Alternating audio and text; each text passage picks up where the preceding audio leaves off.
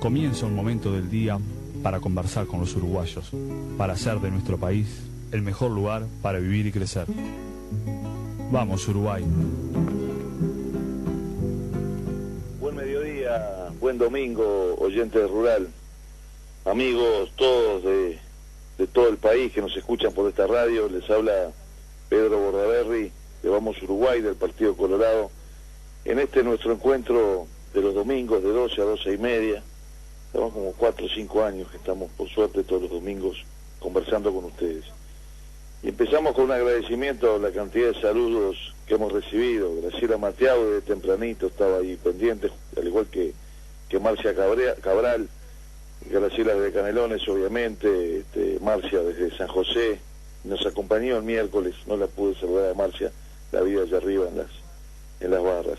Saludo también a Adrián Peña, que también supongo que ahí es del Santoral, de San Bautista, nos estará escuchando, y nos puso el mensaje. Y a Maxi allá en Tacuarembó, que nunca falla, que siempre está al firme, al igual que Silvana, que Hugo, que estará contento porque ayer ganó su cuadro, a Romana, que nunca afloja ahí de Las Tojas, a Mauri de San José, y a tantos más, que nos siguen domingo a domingo, y que les agradecemos mucho todo el apoyo. A Tavo, que debe andar allá en el cerro Montevideo, andaba por la feria temprano, pero me parece que ya debe haber agarrado la caña, debe haber arrancado para las rocas, ahí habrá tirado el anzuelo, a ver qué sale hoy, que es un lindo día para eso. Y como dicen muchos de los que nos han escrito, esta fue una semana de muchas cosas, sucedieron muchas cosas.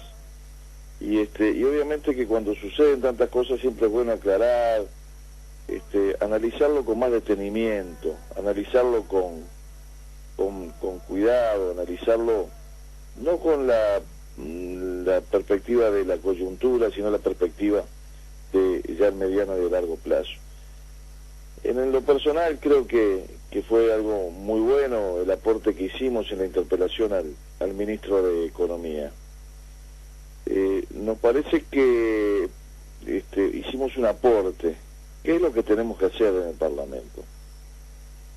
El otro día, conversando con un amigo ahí en Durazno, me decía, con razón, che, no hay que criticar las cosas que se están haciendo para cambiarlas, hay que proponer cosas para cambiarlas.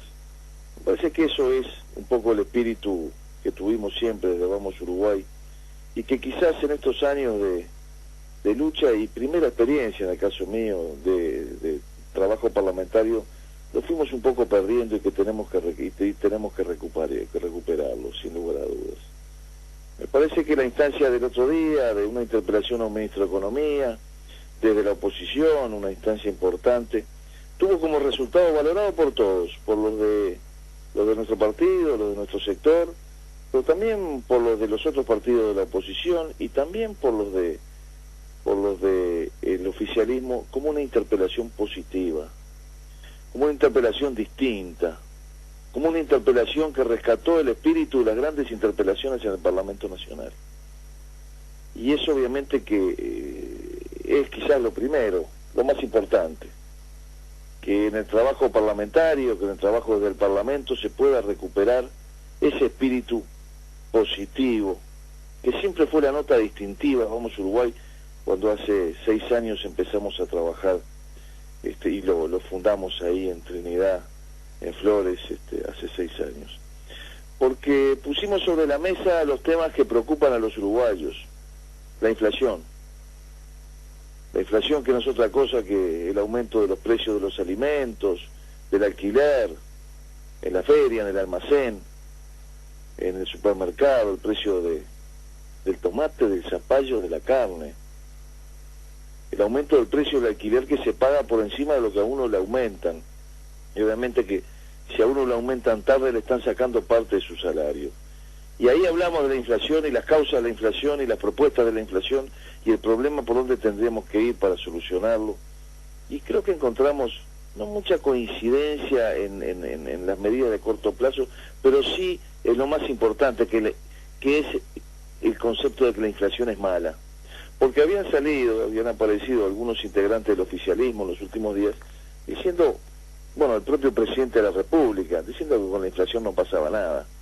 Y obviamente que eso es una preocupación, porque la inflación pasa, porque si a una persona le aumentan el salario 5%, 6%, pero le aumenta lo que compra en la feria 10, 12, 15, obviamente que lo están castigando, le están sacando parte de su salario. Y lo hacen de una forma que no necesitan ni ley ni decreto, se lo sacan así encubiertamente. Y entonces el crecimiento que ha tenido en los últimos tiempos la inflación, que no es una crisis, pero que nos tiene que ser llamar la atención, le pega además a los que menos tienen, a los asalariados, porque el que no es asalariado y tiene su negocio sube los precios y compensa lo que le aumentan los precios a él, pero el que recibe un sueldo, un salario, un ingreso fijo todos los meses o una jubilación, a ese le aumentan una vez por año, 2 veces por año, y mientras a él le aumentan una vez por año, 2 veces por año, todos los días le están aumentando los precios de lo que compra. Y yo creo que como dice Wilson, que me acaba de mandar un mensaje, y como también me mandó un mensaje Wilson desde ahí, desde Minas, y Robert desde Tacuarembó, los precios se fueron para arriba, y obviamente que es un tema a cuidar. Y hay que prestarle atención, porque no es como dijo el presidente Mujica, que con la inflación no pasa nada. Y por suerte el ministro de Economía y el presidente del Banco Central coincidieron con nosotros en eso, y eso fue positivo. Que las autoridades de la economía coincidan en ese aspecto y discrepen en eso con el presidente, y lo que dijo que con la inflación no pasaba nada, es algo positivo. Y hay que rescatarlo, porque eso es cuidar al que menos tiene, al que tiene ingresos fijos, al que paga un alquiler y no tiene para comprarse una casa, y por eso le aumentan el alquiler por encima de sus ingresos. También hubo otra preocupación, que es el del déficit fiscal. Cuando uno dice déficit fiscal, por lo general los que no están muy metidos en el seguimiento de los temas económicos no entienden mucho qué es. Y el déficit fiscal es que el Estado gasta más de lo que le entra. Es decir, si uno tiene un sueldo de 20 y se gasta 25, obviamente que va a quedar enterrado en 5, va a tener que ir a buscar esos 5 todos los meses. Bueno, eso es lo que le pasó al Estado, le viene pasando al Estado hace rato, y el año pasado se disparó. Es decir, dejó sin cubrir 1.350 millones de dólares, que no tuvo ingresos de eso. Y tenía previsto no tener un déficit de 1.350, sino de 500 o 600, y se gastó cerca de 800, 900 millones de dólares de más. Y obviamente que eso compromete a futuro, porque si se repite en los años por venir, obviamente que a la larga complica al país todo, porque en definitiva eso lo financia con más deuda, o lo va a tener que financiar y poniendo más impuestos. Y hay una cosa positiva también. Desde el Frente Amplio había surgido alguna propuesta de hacer un ajuste fiscal, de poner más impuestos, y le preguntamos al ministro, y el ministro dijo, contra lo que habían dicho desde el propio oficialismo, que él no está pensando en un ajuste fiscal y que no lo va a hacer. Y creo que esa es otra cosa positiva también. No coincidimos mucho en algo que había reclamado el contador Astori, que era en controlar más las empresas públicas. Ustedes saben que las empresas públicas están teniendo un comportamiento muy malo. Hay algunas que es entendible que hayan tenido pérdidas grandes, como la que tuvo la UTE, porque el año pasado, con la sequía que hubo, tuvo que salir a generar,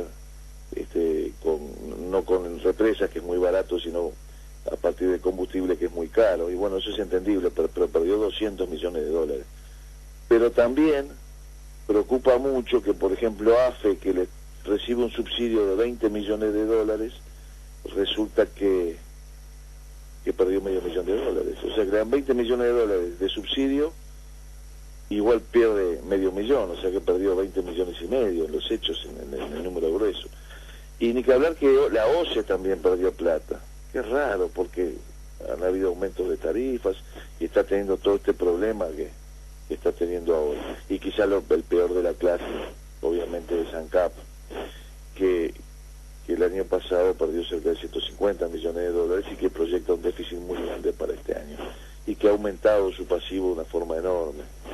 La única que había ganado dinero era Antel, 67 millones de dólares, pero se ve que compensaba un poquito las pérdidas de los otros, pero se ve que este año no quiere ganar plata, porque parece que le va a construir a la Intendencia de Montevideo estadio de básquetbol.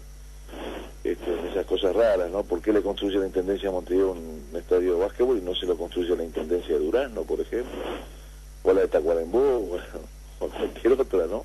Es decir, llama un poco la atención, y que se gaste, no 40, van a ser 60 o 70 millones de dólares en eso, realmente preocupa, porque además eso va contra la Constitución.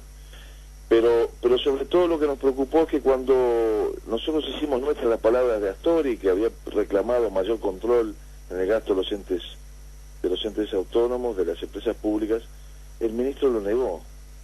Y eso es un peligro, porque si el ministro está con esa idea de que no hay que controlarlo, que no está mal, no hay que observar el gasto, como dijo Astori, como coincidimos nosotros, y lo quisimos apoyar en controlar eso. Yo digo, no hay que agarrársela con la inversión en la educación, no hay que agarrársela con la inversión en políticas sociales o la inversión en salud, que se necesita y mucho.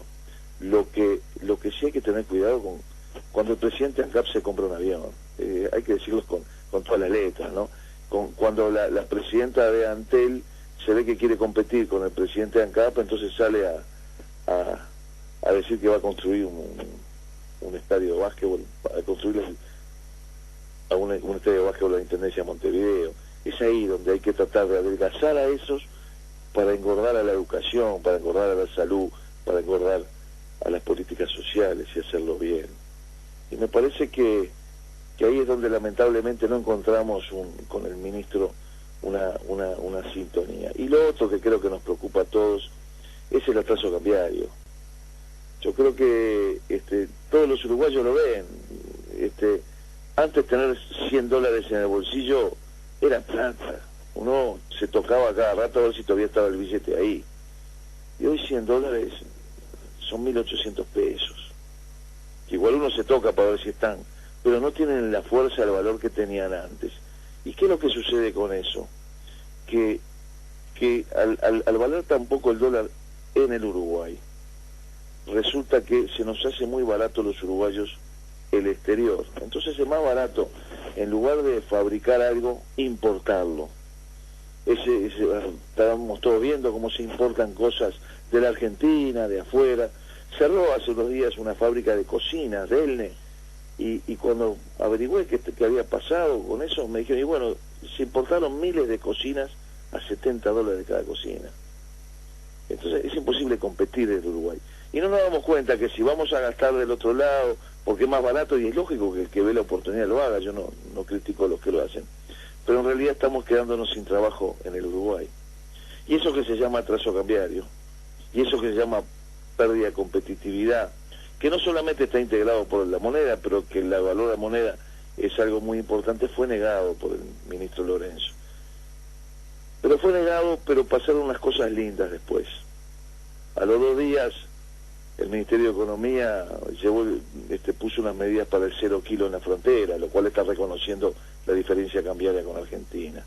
Así como negó el tema del déficit fiscal, pero a los 2 días salió el contador Álvaro García, que era ministro de Economía de Tabaré Vázquez, a decir si hay que controlar el gasto, que es lo que pedíamos nosotros. Es decir, se alineó dentro de nuestra posición.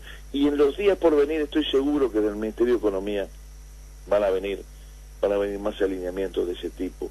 Porque creo yo que la enorme mayoría de los economistas, de los analistas, de todos los partidos, coinciden en que tanto en el déficit fiscal, en el atraso cambiario, en la inflación, estamos teniendo problemas. Y como tenemos problemas con esa pelea, que ahora parecería estar llegando a su fin entre el equipo económico Mujica y el Ministerio de Economía, que se peleaban para ver quién maneja la economía. Entonces, si estamos con problemas en Argentina, en el Brasil, en Europa, si tenemos déficit fiscal, atraso cambiario, problemas con la inflación, no puede ser que hayan 2 personas peleándose para ver quién es el que conduce la economía.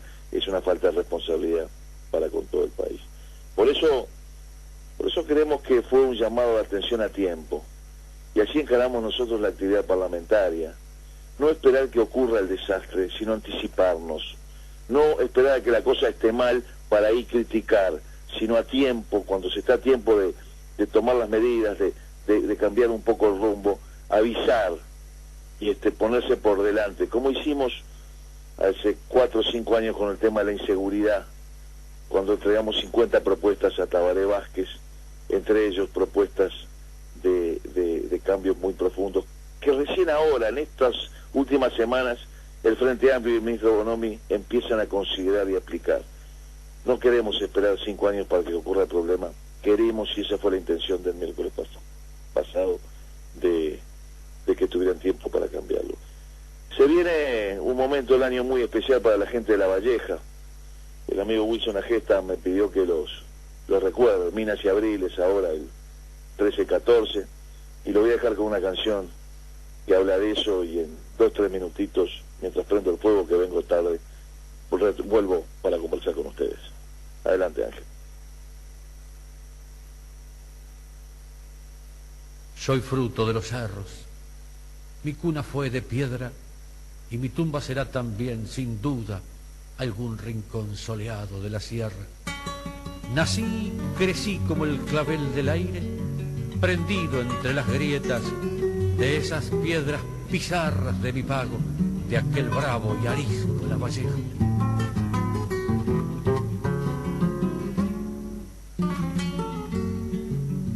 Minuano, donde tú vayas, no te canses de decir que si Dios baja a la tierra, por el altar de la sierra baja en Minas y en Abril. Negra tierra labrantía, naranja nube de abril, verde luz de los sausales y en las cañadas añil, por las calles puro viejo, los cerros pizarra y gris. Si te gustan los colores, mira el prisma de esas flores cuando las flores se abren. Nunca más limpio los aires, atardecer de jazmín. Ven que la luna creciente con aguas del penitente llena su copa en abril. Me adormecí con cantos de chicharras, volé las tijeretas y le corté a la noche de mi pago para el recuerdo su mejor estrella. Bajé y trepé los espinazos duros de las quebradas nuestras y entre las medias luces de la tarde recorté de horizontes y silueta. Nunca más limpios los aires, nunca más claro el perfil, y ese temblor de horizontes y amarillo de esos montes cuando los madura abril. De noviarla en el otoño no te vas a arrepentir. La hizo novia la arequita, Minas por siempre bonita, pero más linda en abril. Visite nuestra página en www.vamosuruguay.com.uy. Envíe sus preguntas a vamos@vamosuruguay.com.uy. Era el gran Santiago Chalar, esa canción que obviamente identifica a La Valleja, Minas, a esta época tan linda cuando cambian los colores, cuando el otoño pinta los colores ahí en la sierra, y que la verdad que es formidable. Y va a haber una hora, el 13 y 14 de abril, va a ser el festival, que es a beneficio del hospital, como el doctor Paravís siempre quiso, ¿no? Está hecha la invitación, y el agradecimiento a Isabel, a José Luis de las Piedras, a Isabel que nos manda un mensaje de aliento también, y bueno, y a todos los que nos están siguiendo, a Sebastián, que también debe estar contento porque ganó su cuadrito ayer. Se ve que salieron todos con ese triunfo, y estamos en el otoño, no en la primavera. Saludos a todos ellos. Y en esta última parte del programa queremos hacer un llamado, ¿no? Nos parece, no queremos comentar lo que se ha comentado solo, ¿no? Que son las palabras del presidente Mujica sobre la presidenta de Argentina y el expresidente de Argentina, el señor Kirchner. Obviamente que hay cosas que se comentan solas y que no hay que ni siquiera comentarlas, porque creo que nadie puede entender que eso fue un acierto, sino que fue un error. Pero sí la necesidad de trabajar de otra forma en la relación con Argentina y en las relaciones internacionales. Nosotros tuvimos en la época de Tabaré Vázquez una propuesta de una suerte de diplomacia de amigos. Ellos entendían en el gobierno de Vázquez que si los países los gobiernos eran amigos del mismo signo ideológico, el Frente Amplio y el kirchnerismo eran del mismo signo ideológico, bueno, que todo iba a andar bien y que no iban a haber problemas. Y bueno, lamentablemente los hechos probaron que ese no es el camino, que en realidad cada presidente, cada gobierno tiene que defender el interés de su país, y después de defender el interés de su país puede tener una tensión con el otro. Pero pensar que el otro va a pensar primero pensar que en Argentina van a pensar primero en los uruguayos y no primero en los argentinos es una cosa ingenua que pagamos muy caro con los 5 años de los puentes cortados durante el gobierno de Tabaré Vázquez. Mujica profundizó eso, porque él se sintió más amigo todavía, y lo profundizó además en una suerte de diplomacia de boliche, porque si hay un problema, deja que la llamo, y en la forma de hablar también, es una forma de hablar de boliche, y no se dan cuenta que el problema de esa diplomacia de boliche, diplomacia de los amigos, es muy peligrosa, porque depende del humor de los amigos, y si apostamos solamente al humor de los amigos, y por ahí se enojan con alguno, tenemos problemas y se acaba todo, como nos está pasando ahora. Entonces hay que dejar esa diplomacia de boliche y actuar profesionalmente en las relaciones internacionales. El Uruguay tiene un servicio exterior muy importante, un servicio exterior preparado, un servicio exterior con profesionales muy buenos, que están en cargos muy importantes en organismos internacionales y que muchos de ellos han sido dejados de lado para colocar embajadores de confianza. Fíjese que en el gobierno del doctor Valle habían 4 embajadores de confianza. Embajadores de confianza son aquellos de confianza del presidente, por lo general políticos que se nombran en algunos lugares muy especiales, en Estados Unidos o en Brasil, o en lugares muy especiales donde evidentemente hay todo un tema no solo diplomático sino político para liderar. Pero tenía 4 Valle. Mujica tiene 20 embajadores de confianza. Y eso es muy malo además porque los que son embajadores de carrera, los que se estudiaron, se prepararon, ven que de buenas a primeras le encajan 20 personas por delante. Y entonces obviamente que si se hace eso, se va desprestigiando la actuación de las relaciones internacionales, del cuerpo diplomático, se va sacando el profesionalismo. Y eso me parece que es lo más peligroso. Me parece que tenemos que trabajar todos para tratar de recuperar ese profesionalismo que tenía y que era orgullo del Uruguay, con grandes internacionalistas, grandes profesores del derecho internacional, grandes especialistas del derecho internacional que hicieron historia en las relaciones internacionales y que hoy se trata de arreglar las cosas como en el boliche, pensando que un presidente ya levanta el teléfono y arregla el problema, cuando no es así. Y porque aparte si se descansa que el presidente va a levantar el teléfono, los que tienen que trabajar no lo hacen. Y ahí es donde nos parece que tenemos que tratar de recuperarlo. Fíjese, detalle, ya no exigen el inglés para ser diplomático. No exigen el inglés. Pero ¿cómo no van a exigir el inglés? Si uno quiere ser embajador, tiene que estudiar inglés. Es obvio. Pero ya no se discute en el mundo. Pero ya en el Uruguay no, inglés no es necesario para ser embajador. Se ve que quiere nombrar alguno de confianza que no sabe hablar inglés. Por lo menos que se haga un cursillo. Hay cursos rápidos en el Anglo, 6 meses, 1 año. Uno por lo menos puede empezar a aprender algo. Si quiere ser embajador, tenemos que rescatar ese profesionalismo en nuestro servicio exterior, y me parece que eso es lo más importante, y no ponerle toda la presión en la relación personal del presidente. Y lo otro que sucedió esta semana, que a mí me parece que hay que tener cuidado, es que apareció el expresidente Vázquez, el candidato a la presidencia por el Frente Amplio, Tabaré Vázquez, y apareció, me parece a mí, que de una forma equivocada, porque apareció no aportando, no construyendo, sino atacándonos, atacando a la oposición, atacándonos a nosotros, atacando de una forma, creo que yo, gratuita además, diciendo que el Frente Amplio había apoyado desde siempre, estando en la oposición, a los gobiernos colorados o blancos. Y la verdad que yo creo que uno va perdiendo capacidad de asombro, porque creo que no hay un solo uruguayo que piense o que acepte, ni siquiera lo del Frente Amplio, que el Frente Amplio apoyaba a los gobiernos, al gobierno colorado o al gobierno del Partido Nacional. No, yo creo que no hay nadie, no se lo cree, no ya Tabaré Vázquez, no se lo cree nadie. Y salió a decir eso y a decir que nosotros no apoyábamos, justo cuando habíamos hecho la interpelación tan positiva y valorada por todos. Es una cosa rara que ese retorno sea de esa forma.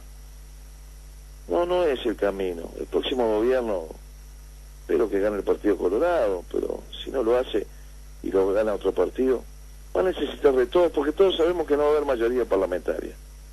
Y entonces vamos a cuidar, señor Vázquez, un poco eso que tenemos que tener los uruguayos, que es el de la conversación, el de los acuerdos, el de sentarnos a buscar un mejor futuro. Y no puede ser que cuando entra a la arena política lo hace agraviando a la oposición. No es el camino. Porque la tentación de cada uno de nosotros ahora fue salir a contestarle y a pelearlo y a decirle una cantidad de cosas. Yo después me quedé pensando, hacemos un aporte al Uruguay todo y al futuro si entramos en la pelea que plantea hoy el señor Vázquez. Digámosle no y nunca más a ese Uruguay que hoy nos quiere traer de vuelta a Vázquez. El Uruguay del enfrentamiento, el Uruguay del odio, el Uruguay de que dice parte al medio y unos dicen que son buenos y otros dicen que son malos. Digámosle no a esa propuesta del señor Vázquez. Digámosle no a eso. Vamos a construir un mejor Uruguay. Yo hago un llamado a no caer en eso. Yo mismo he caído, quizás cada vez que nos han agraviado, nos han atacado, en salir a contestar y a responderle. Somos una fuerza de paz desde la oposición. No vamos a contestar a los que nos llaman a la pelea. No, vamos a construir un mejor Uruguay. Vamos a hablar de la educación y lo mal que está. Y vamos a proponer cosas. Y los invito el próximo martes, cuando presentemos el segundo observatorio de la Fundación Propuestas. El observatorio de la Fundación Propuestas, el segundo sobre educación, con cifras, con análisis y con propuestas, para apostar a eso, a dejar de lado ese camino de la confrontación que propone el señor Tabaré Vázquez de vuelta y ir por el camino de tener de vuelta una buena educación, un país de oportunidades, de volver a tener seguridad, tranquilidad, de poder volver a tener un país distinto, un país educado, porque un país educado es un país seguro. Les habló Pedro Bordaberry de Vamos Uruguay, del Partido Colorado. Que tengan ustedes una buena semana y buena suerte. De los monchos patrias te alzaste en las lanzas de la libertad. Vamos Uruguay, vamos con la gente. Visite nuestra página en www.vamosuruguay.com.uy. Envíe sus preguntas a vamos@vamosuruguay.com.uy. Vamos Uruguay, vamos con la gente.